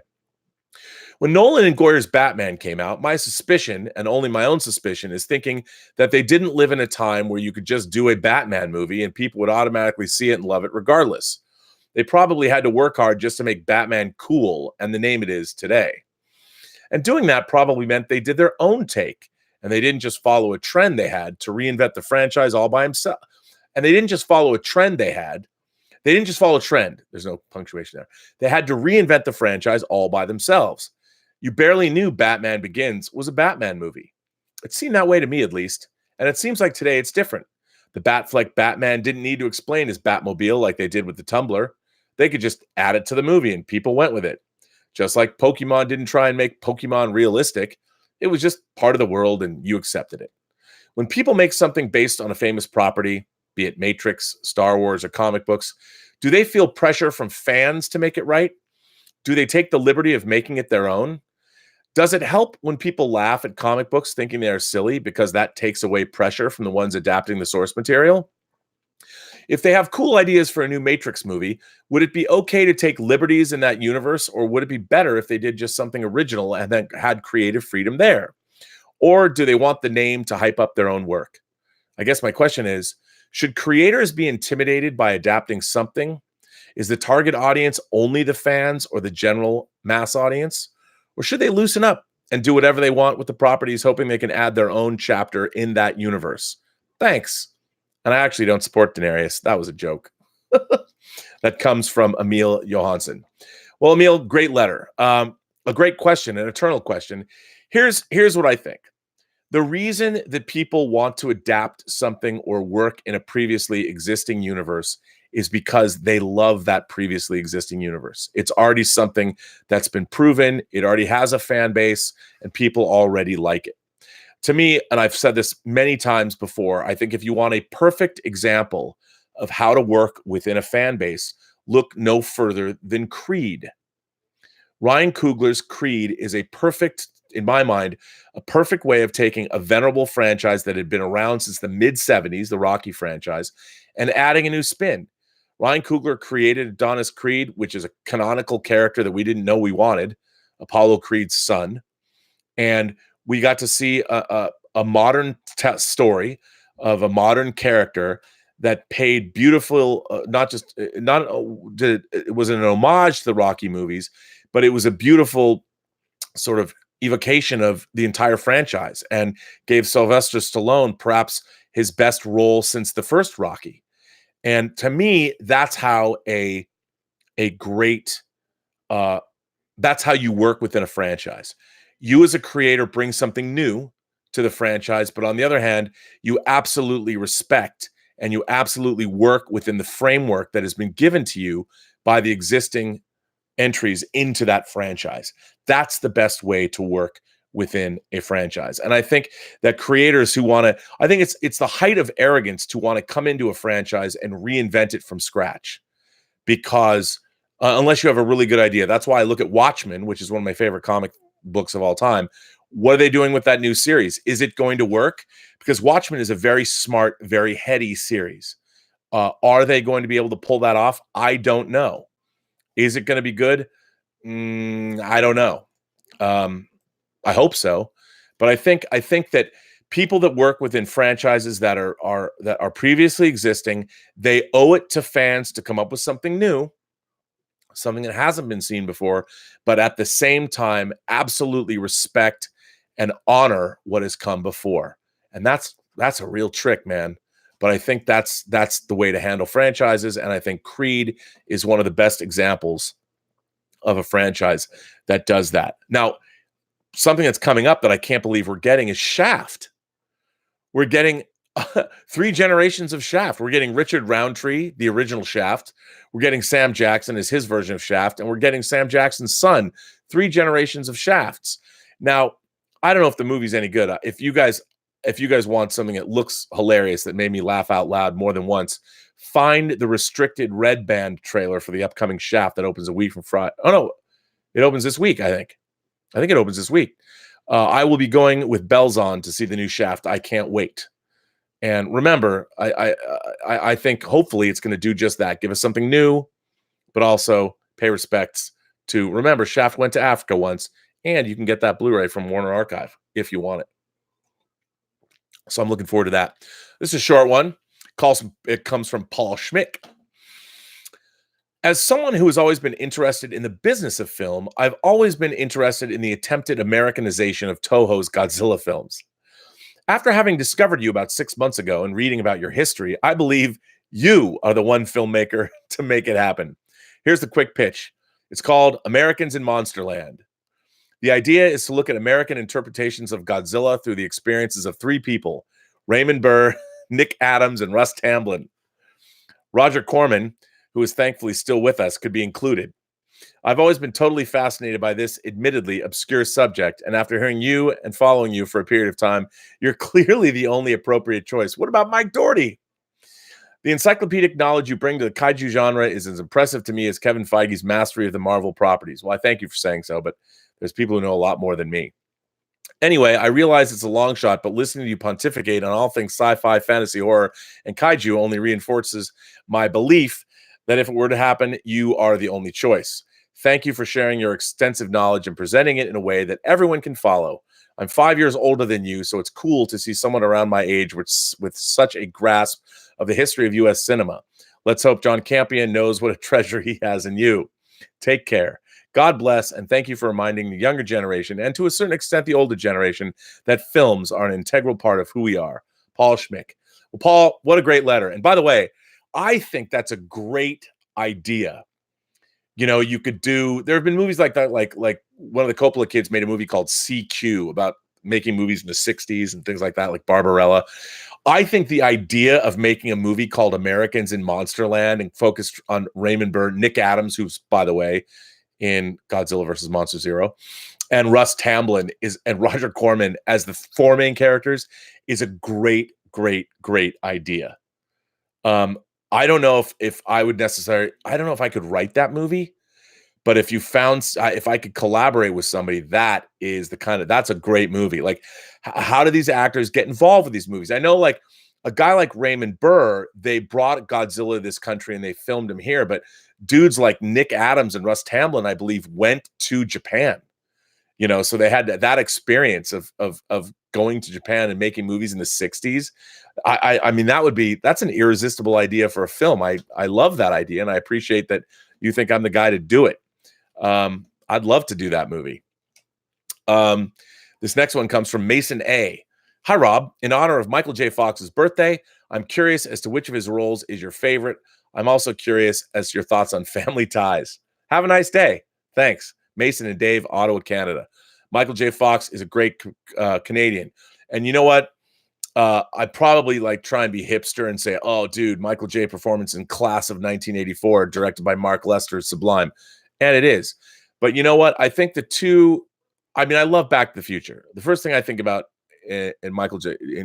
Fox's case is Back to the Future. However, something he never gets nearly enough credit for is his performance in Brian De Palma's Vietnam film, Casualties of War.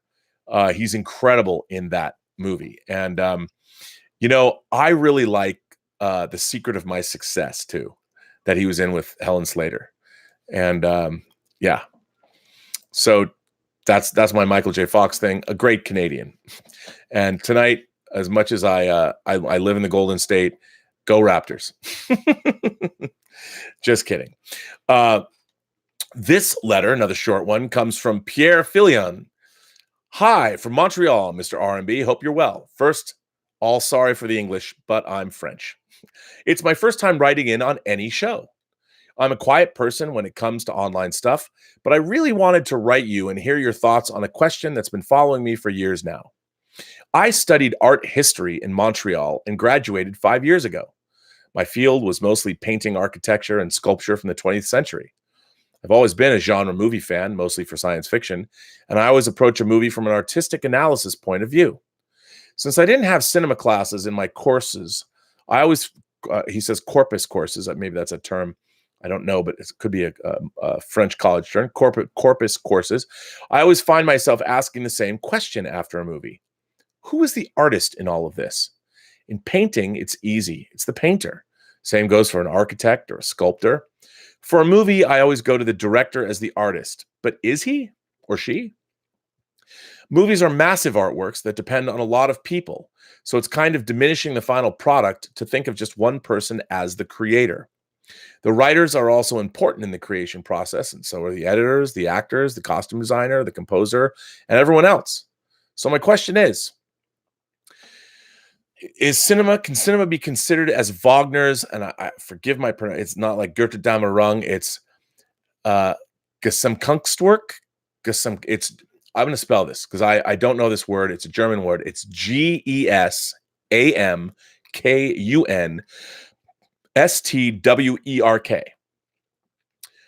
This is something Wagner the composer who wrote the Ring of the Nibelung cycle, Götterdämmerung, Tristan and Isolde, all that stuff, which you've heard if you've seen Excalibur, or Apocalypse Now.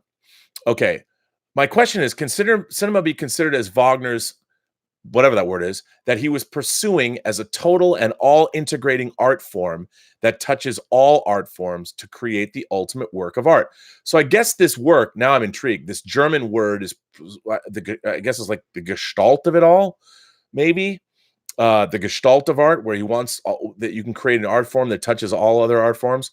P.S. You can share this letter if you think it's worthy of discussion, or just write me back. I really enjoy the show, especially when you get really analytical at the creating process. I can't get enough of that stuff. Thanks for all you do. Sincerely, Pierre Filion. Well, Pierre, great letter. Great idea. Great. I love this about Wagner. I've never heard this before. Now I'm obsessed. But I want to say that movie making is absolutely a collaborative art form. But I do believe in the French auteurist theory, which basically says that ultimately a director is the author of the work. Now, if any of my screenwriting friends are watching this, they're like, they're screaming. Here's the thing. A movie is not a movie. You can't have a movie that's made by a committee. A movie needs a strong, singular vision at the top that is coordinating all of the incredible work from the incredible artists that are also participating, beginning with the screenwriters. You need a great script. You need a great story. That's the backbone of every movie. You need great performers. You need a great director of photography who is bringing an incredible art form, photography, to bear. You need great costume designers. You need great makeup artists. There's all of these people that are contributing to the success of a motion picture. But at the end of the day, it is the director who sits with that movie the longest, who's not only directing on set, winds up in the edit bay, is ultimately, at the end of the day, responsible for that final product. There have also been producers, David O. Selznick comes to mind, people like now Simpson Bruckheimer, Jerry Bruckheimer, that also, I think, have claims to authoring movies. But I do think that the director is the person. Look, we saw what happens when producers and directors and the people aren't on the same page with Hellboy. If you want to read a tragic story, what happened to Neil on Hellboy is a bummer. It is a cautionary tale. So I do believe that while, and that's one of the things I love about movies too, it's like all of the great art forms rolled into one with the added benefit of technology. And so as our technology increases, filmmaking also exponentially changes and becomes different. I mean, wait till VR comes in and we shall see. Now, well, first of all, let me I've got one more letter. You know it's coming for you longtime members of the Post-Geek Singularity community. I've got one more letter coming. And I'm gonna hold it for suspense. I don't even know if you guys are so tickled by these letters as I am, but I certainly am tickled by letters, and that is, of course, coming from the great Willow Yang. Mark C says, "My dream watch is an Omega Seamaster. I don't own it because it costs $2,200. Dude, I'm right there with you. I'd love to get an Omega watch, or a Rolex." This is interesting. I want one of those. Alexander Wilson asks, can you talk about the Hollywood Reporter article on Dark Phoenix? There were items in there that baffled me, like it being a smaller scale, except it cost $200 million to make. Okay, Alexander, I only gave a cursory glance. I was literally looking at that article before I went online today on this show. I have not finished reading that article, but you know what? That's a great topic for tomorrow. Maybe I'm going to do that because you're a great supporter of the channel and you write in all the time. I will make, based on you saying that, I'm going to make tomorrow's chat about the Hollywood Reporter article on the making of Dark Phoenix, and we'll analyze it. That's a great topic. I love this. Thank you, Alexander. I will give you credit when we do that tomorrow because I haven't read the article in enough depth where I could actually answer that question. But let's do it tomorrow. There you go. Alexander Wilson just picked the topic of tomorrow's chat, and a good topic it is. So without further ado, you know what? It's a good week when I get not just one, but two letters from Willow Yang. And you know what? It's only Monday. I feel an embarrassment of riches coming on, and you certainly will too. This one comes from Miss Willow Yang, our favorite PhD candidate, molecular biologist, who is apparently still in Boston somewhere doing something amazing. Here it comes. Dear Rob, this is a long-winded letter that I actually wrote during my flight over to Boston, because I couldn't sleep on the plane. I live in Vancouver, by the way, and not Toronto. Well, that's good, because when I come to Seattle next time, I'm driving up to Toronto and buying you dinner. And it's only 3 hours away. I've just been thinking about the Academy member who said that he'd never vote for an Avengers film. My initial reaction was that the voter's comments were moronic and his attitudes problematic. Now, what Willow is referring to is John and I covered last week that there was a directing member of the Academy of Motion Picture Arts and Sciences who said they would never, ever vote for an Avengers movie for the Academy Awards.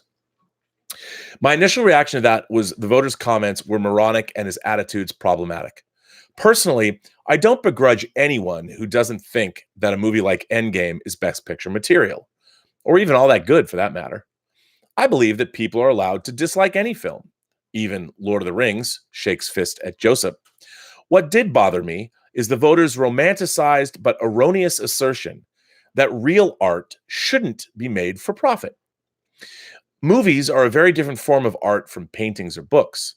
They tend to be very expensive to make, and with the exception of maybe some independent art house films, all movies, including a number of Oscar winners, were created in the hopes they'd turn a profit for the studios. Moreover, I don't believe that it is possible to make a movie as successful and embraced by the fans as Endgame without having a profound knowledge and respect for the source material. I will contend that the Russo brothers put just as much passion, love, and care into this so-called money grab as any independent filmmaker working on a project that they funded out of their own pocket. Willow, I love you, and I agree with you 100%. Then there's the issue of the Academy member revealing that he's biased toward Avengers movies, that he walks into the theater already having a predetermined notion that the films aren't Oscar-worthy. My first instinctual reaction is that he's being highly unprofessional and probably shouldn't be a voting member of the Academy. But then I started thinking about bias and whether any human being can truly be objective in evaluating and voting on a movie. The Academy member is a more extreme example, but I do believe that everyone carries some degree of prejudice, whether they are conscious of it or not. There are probably some members of the Academy who will never cast a vote for a Mel Gibson or a Woody Allen film, regardless of how good it might be. Is that fair?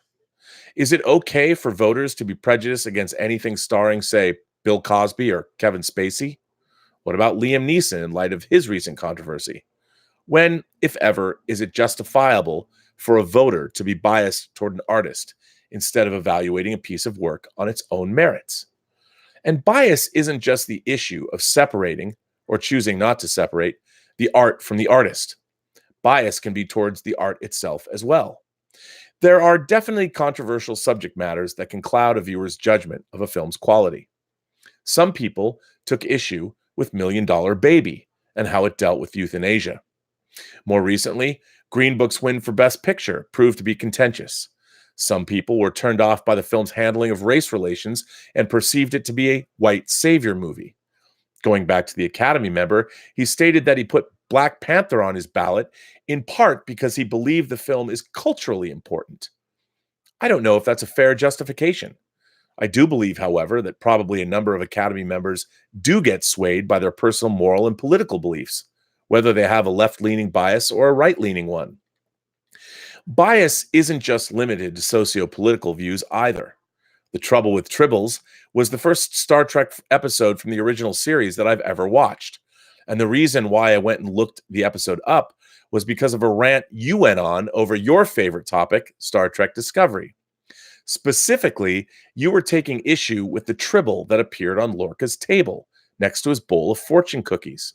I cannot remember your exact words, but you said something along the lines of, "Why doesn't the crew walk into the room one day and find it filled with tribbles?"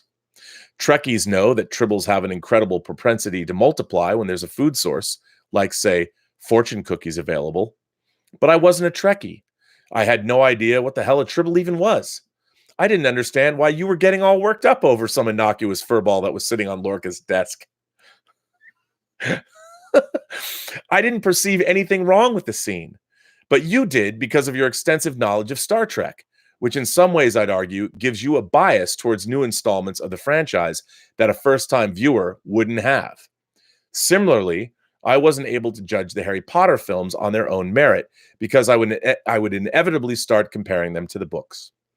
It wasn't until years later, when details of the novels have faded into distant memory, was I able to gain a greater appreciation of those movies for what they were. If all humans, including movie critics, do possess a degree of bias, what can we do about it? Perhaps there are some extreme cases, like the aforementioned Academy member, where disciplinary action might be required. But if we're to purge voting bodies like the Academy of every person that has any prejudice, I don't think we'd have anyone left. Personally, I think that the answer lies perhaps in not trying to get rid of prejudices, which is probably an impossible feat, but in diversifying the voters. And I don't just mean diversity in race and gender, not that those aren't important. I mean diversity in perspectives, beliefs, and interests as well. There needs to be voters that are into comic books, voters that specialize in genre films, voters across the political spectrum, voters from different socioeconomic backgrounds, and all these people will come with their own sets of worldviews and prejudices, but they'll be able to balance each other out so that there will be overall a fairer evaluation of films. I apologize for this extremely long ramble. I just want to end my letter with these two questions. Do you think that it is really possible for anyone to be free of prejudice, whether it's an open and conscious one, like that of the Academy member, or a subtler one that a person might not even be aware of? And two, what can be done about it? Yours sincerely, Willow.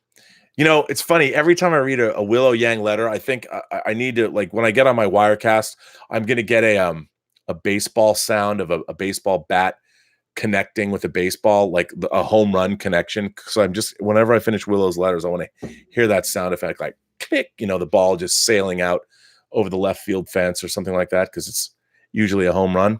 That's kind of how I feel about Willow's letters and about this one. Again, there's so much to unpack here, but let me begin with what you were addressing first and foremost, to me personally, because it is all about me after all. You asked about the idea of there's a tribble on Lorca's desk in Discovery. Here's how I feel about great storytelling. That's if you show a gun in drama, at some point your audience is going to not only know, but they're also going to expect, there's an expectation that that gun is later going to be utilized. Otherwise, why bother showing it? Or, on the other hand, by not pulling it, it becomes part of the story. You should never just have a gun to have a gun. Otherwise, to me, that is a betrayal of what great storytelling is. So, when I watch Star Trek Discovery and they add a tribble, there's expectations that I, as a viewer, have, and I think any Star Trek fan has. I mean, otherwise, all Star Trek fans know what tribbles are, and they're trying to appeal. They're trying to give a nod to Star Trek fans. Well, a tribble has a lot that comes along with it. I mean, as funny as Trouble with Tribbles was, it was really a story about an ecological menace, albeit told in a very humorous way. So I'm bringing with me a knowledge of this thing, which is a Star Trek tribble, what tribbles are.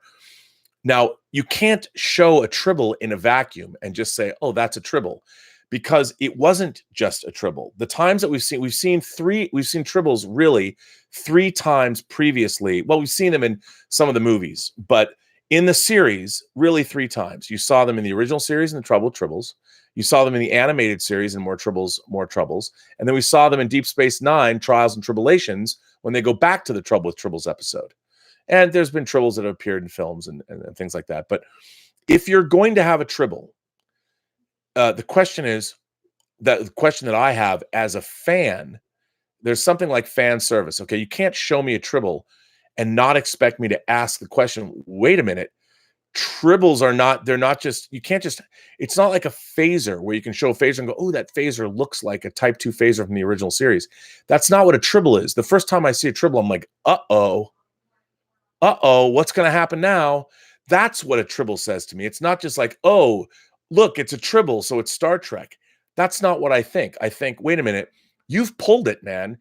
You've pulled a gun, and the gun looks like a small furry ball that purrs, but that's a gun. You've pulled it.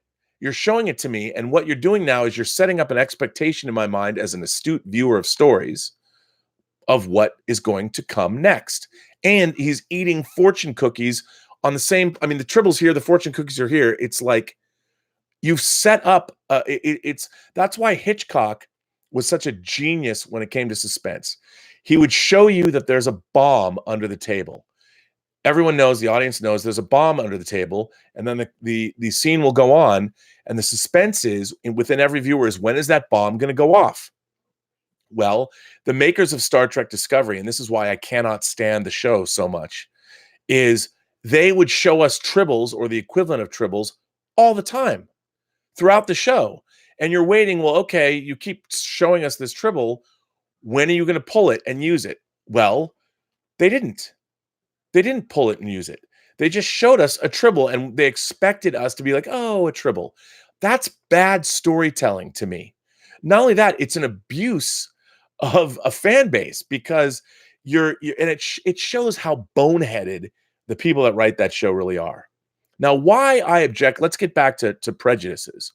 When it comes to movie making, I think that one of the things that I've found in my life is that there are great stories to be had in every genre, whether it's musicals, whether it's war movies, whether it's horror films or B movies, film noir, whatever your jam is in terms of your genre.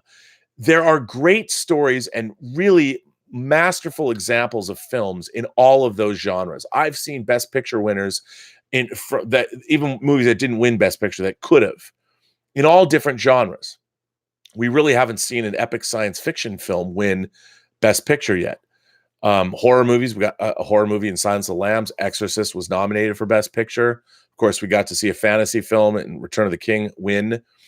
But when I hear somebody being dismissive of a genre, look, superheroes are a genre of film that is, there's a prejudice against them because people who've never read comics think that 4-color fantasies, which is what newsprint comic book characters used to be, were for kids.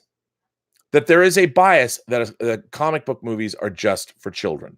They're derived from children's literature. They can't possibly matter. But to me, a superhero film is just another genre of movie, like historical epic, like a cop movie, like a Western film. And I think the Marvel Cinematic Universe has done a good job of making superhero movies work within even other different kinds of genres. The Ant-Man movies are heist films. You know, you had Winter Soldier was a 70s political thriller. And I think that this openly expressing your bias against a comic book movie is what you're doing is you're showing that you cannot discern within the context of genre if a story is great or not. You've already dismissed the idea that an Avengers movie can show a story that's even worth telling. And I think that's wrong. And I think, look, all human beings are prejudiced. The question that you ask at the end, do you think it's really possible for anyone to be free of prejudice, whether it's an open and conscious one like that of an Academy member or a subtler one that a person might not even be aware of? I don't think so. I think actually it's impossible to be fully free of prejudice. I really do. And the point is that we need to recognize our own prejudices and get over them. You know, I think that there are superhero films. I think that people are never going to, they're never ever going to totally embrace. There's people that just won't embrace things, kind of like country music. No, I'm kidding. I'm not a big fan of country music, but I have, as I've gotten older, I've listened to country music, and there's a lot of country music that I've discovered, wow, I actually like that. That's pretty good. But yes, I don't know if we can ever get over the fact that we have prejudices, but I do think we, as intelligent beings, can recognize we have prejudices and work toward getting over them I think we can. I've often said that's why you should travel. Nothing will teach you that human beings, no matter how they look on the outside, can find similar ground to work from and to share than traveling around the world. And that is I think a truism.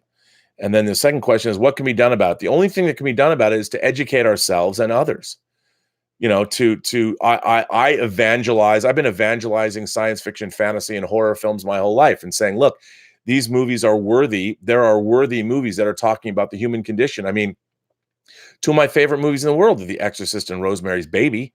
As far as horror movies go, I've got horror fans that say, well, Rosemary's Baby is not really a horror film. I'm like, I beg to differ. Your own husband sells you out and stands by and watches while Satan himself comes up, has his way with you to impregnate you with his son so you can become a successful actor. That's pretty horrific. And then Exorcist, the corruption of the innocent. I mean, the ultimate depiction of the corruption of an innocent soul. And then whether you have religious beliefs or not, when you watch Father Damien Karras at the end of The Exorcist take the demon Pazuzu, or the devil, depending on who you believe, or if you like Exorcist 2 or not, and take that demon into his own body and jump out a window, sacrificing his life, that's pretty heady stuff. And even though, sure, it's got pea soup being spit all over the priests and lots of awesome profanity, and it's got that really disturbing scene where a 12-year-old girl is jamming a crucifix between her legs, and that's all in The Exorcist, it still is a profound examination, first of all, of the loss of family members and what you owe them and the guilt you can be riddled with when you're not there at the moment your mother died. I mean, there's so much going on in The Exorcist, but a lot of people just see it as a horror movie and they don't accept it as being worthy of something more. And I think that's what solves these problems is education and exposure. And that's what we need. I think the more we learn about ourselves and the world around us, the more open-minded we can be and the better off we are in the long run. But I want to thank you, Willow, for once again sending me a kick-ass letter, as you do. I really love reading your letters, and I am going to give you a sound effect because I think you deserve it.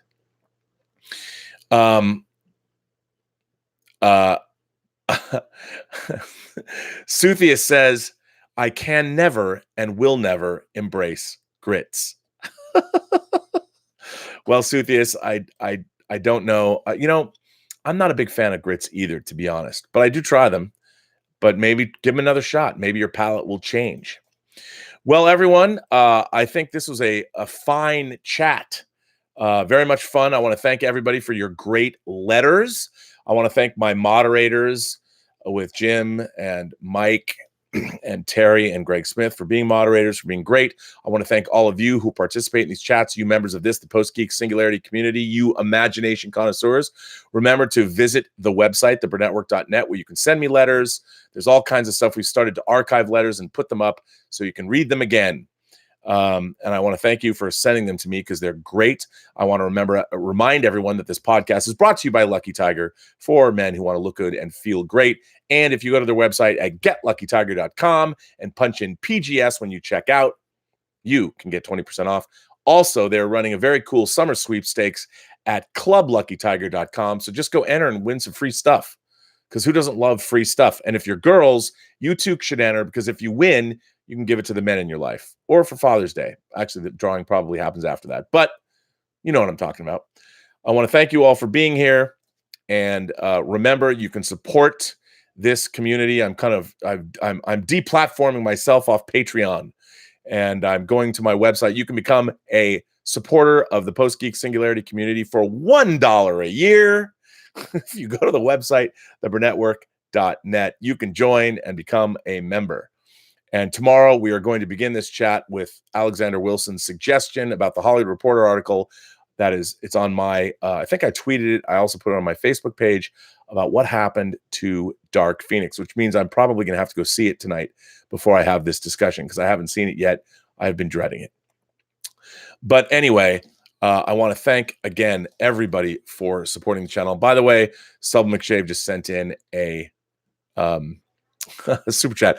The gun aspect you mentioned is Chekhov's gun. If you put a gun on a mantelpiece in the first act, you have to use it in the third act. Funny, since you talk Star Trek. Oh, well, I didn't know that. It's Chekhov's gun. I didn't know that. Well, thank you. That is good to know. Chekhov. Anyway, and Fenwar says goodbye from New York. I love when Fenwar says he's in New York. All right, everyone. Well, I'm going to bring this chat to an end. Please like these chats. I need likes on my YouTube analytics. I don't really know why. Everyone just says you should always ask for likes now because of the way they change their analytics. I got to look into this and find out. But if you like this chat, if you subscribe to this chat, I would be very happy. Or subscribe to my channel because it's weird. I have more. There are more people that watch these chats that are not subscribers than are subscribers. And, I'm always hungry for subscribers because who isn't? So thank you for doing that. And I will see you tomorrow on the John Campea show at 9 a.m. I will be back here probably at 1 and certainly by 2. So thanks very much. And remember, every person you meet has a story to tell you have yet to hear. All you have to do is listen. And with that, I say, have a better day.